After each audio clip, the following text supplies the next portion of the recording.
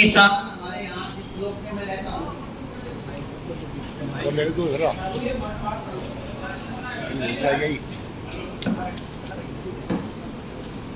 देखो पश्चिमी राजस्थान में तो किसानों के पास बहुत लंबी चौड़ी जमीनें हैं, 100-100, 200-200 बीघा, 500-500 बीघा जमीनें भी हैं। लेकिन नीमका थाना क्षेत्र में, नीमका थाना के भी पाटन ब्लॉक की अगर मैं बात करूं तो शायद गांव में 2% किसान नहीं होंगे जिनके पास 15 बीघा या उससे ज्यादा जमीन हो। कच्ची की बात करो 15 बीघा मतलब 2 हेक्टेयर भी नहीं होगी। छोटी जमीन है, छोटी जोत है। एक किसान के पास जिसके हिस्से में 0.5 हेक्टेयर मतलब आधा हेक्टेयर जमीन आती है, उसके 15-16 तो खसरे हो जाते हैं। 15-16 खसरे का मतलब वो पूरे गांव के चारों तरफ चक्कर काटेगा।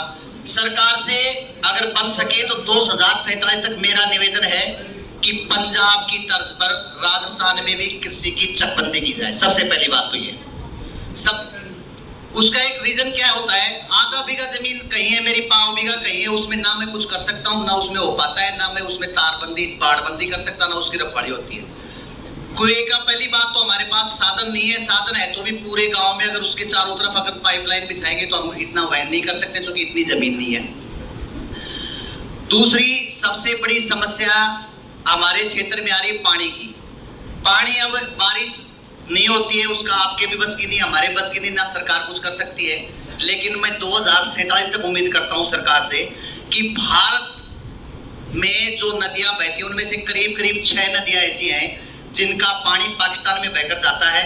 सरकार के टाई अप के अनुसार या बिना टाई अप के भी मैं ये सोचता हूं कि ये सरकार 2047 तक किसानों को उन नदियों का पानी बांधों से जोड़ करके और या तो सिंचाई के लिए व्यवस्था करें, नहीं तो जल स्तर अपने आप ही बढ़ जाएगा। अगर ऐसी हो जाएगी तो मैं उम्मीद करता हूं सरकार से और आपसे भी कि आप भेजेंगे कि 2047 तक ही सही कम से कम इन नदियों को बांधों से जोड़ दिया जाए। इसके अलावा मेरा सबसे बड़ा मुद्दा यह है कि एग्रीकल्चर सेक्टर में ना कोई कहने वाला है ना कोई सुनने वाला है। सही बात है, किसान मरता है, पछता है, वो अपनी उपज उगाता है, लेकिन फिर वो पीछे मुड़ के देखता है तो 20 साल पहले उसके बड़े भाई ने पढ़ लिख करके गांव में से निकल करके वो शहर में चला गया, उसने छोटा मोटा धंधा कर लिया या किसी की किस्मत ठीक थी, कोई सरकारी नौकरी लग गई तो उसका जीवन स्तर सुधर गया। किसान का ना सुधरने वाला है ना सुधरेगा। यह ऐसी स्थिति में, ऐसी सोच में वो डिप्रेशन में चला गया। तो मेरी ये सोच है, मैं ये उम्मीद करता हूँ सरकार से कि आज नहीं तो 2047 तक ही सही किसानों की न्यूनतम समर्थन मूल्य को सरकारी कर्मचारी अधिकारियों के महंगाई भत्ते से जोड़ करके उसको बढ़ाया जाए आगे। इसके अलावा छोटी मोटी 3-4 मेरी आपके थ्रू मांगे हैं। पिछले काफी दिनों से जो एग्रीकल्चर के अलग अलग चीजों पर, अलग अलग एक्टिविटीज पर जो सब्सिडीज है उनमें होता है, कृषि यंत्र पे भी सब्सिडी होती है। कृषि यंत्रों की जो कीमतें हैं वो काफी लंबे समय तक मेरे को लगता है कि उनमें कोई संशोधन नहीं हुआ। उनको समय समय पर मार्केट के हिसाब से रिवाइज किया जाए, उनको बढ़ाया जाए और उस हिसाब से सब्सिडी दी जाए। दूसरी बात, अभी ये मेरी बहन कह रही थी तारबंदी के लिए बहुत लंबे समय तक तारबंदी का 200 रुपया प्रति मीटर का उसकी कीमत निर्धारित करके और 100 रुपए का अनुदान दिया जा रहा है, जो मेरे हिसाब से आज के हिसाब से तो 25% ही पड़ता है, 50% पड़ता नहीं है। इसके अलावा अभी डॉक्टर साहब ने भी बताया और मेरे को भी ऐसा लग रहा है कि कस्टम हायरिंग सेंटर जो है ब्लॉक स्तर पे ही नहीं, मेरे नजदीक के कोटपुतली बहरौड़ जिले में छोटी छोटी जगह ट्रैक्टर इम्प्लीमेंट्स और अलग अलग चीजें उपलब्ध है किसानों के लिए। जो गरीब किसान जो है, जो व्हीकल नहीं खरीद सकता, ट्रैक्टर नहीं ला सकता, उसके लिए नो लॉस नो प्रॉफिट पे वो कोऑपरेटिव सोसाइटी से उस कस्टम हायरिंग सेंटर से ट्रैक्टर लेके अपनी जुताई कर सकता है। इसलिए हमारे यहाँ भी जल्दी से जल्दी ये किया जाए। इसके अलावा पशुपालन और खेती, देखो दोनों एक ही सिक्के के दो पहलू है। डॉक्टर साहब ने बताया थोड़ी देर पहले, किसानों की आमदनी का एक स्रोत होता है दूध। हम दूध बेचते हैं, सिंगल भी काश्तकार ऐसा नहीं है जिसमें मैं भी शामिल हूं जो दूध का सही माप कर सके और उसकी क्वालिटी चेक कर सके।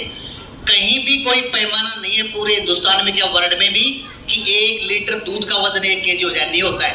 लेकिन हमारी डेयरी वाले जो है वो 1100 मिलीग्राम मतलब 1100 ml दूध mg दूध होता है, उसमें बड़ी मुश्किल से 1 लीटर करते हैं। तो समय समय पे आपके बस की नहीं है, लेकिन समय समय पे आप ये सुझाव दे सकते हैं, क्योंकि आप बहुत बड़े अधिकारी हैं, हम तो किसान हैं फिर भी, कि समय समय पे औचक निरीक्षण होना चाहिए दूध संकलन केंद्रों का, और इन पे छापेमारी कहीं कहीं सही, थोड़ी थोड़ी सही, तो इनमें डर बैठ जाए ताकि किसान को उसके उत्पाद का सही मूल्य मिल सके।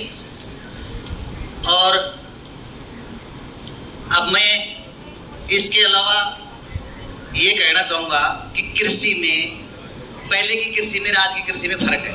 पहले कृषि हम क्या बैलों से करते थे, बिना पढ़ा लिखा आदमी भी कृषि कर लेता था, खेती कर लेता था। हमारे क्षेत्र में पिछले 3-4-5 सालों से तो जरूर स्कूल खुले हैं, उससे पहले कृषि का कोई स्कूल नहीं था हमारे पूरे ब्लॉक में ही, शायद मेरे हिसाब से हो सकता है नीमच थाना में नहीं था। धीरे धीरे सरकार को इस तरफ और कदम बढ़ाना चाहिए, और यूनिवर्सिटीज, कॉलेज और स्कूल जो है वो कृषि संकाय के बाकी जो सेक्टर्स है, जैसे आर्ट के हैं, साइंस के हैं, उसी तरीके से इनको भी बढ़ा करके लोगों को इसकी तरफ जो है ज्यादा से ज्यादा जोड़ा जाए। धन्यवाद।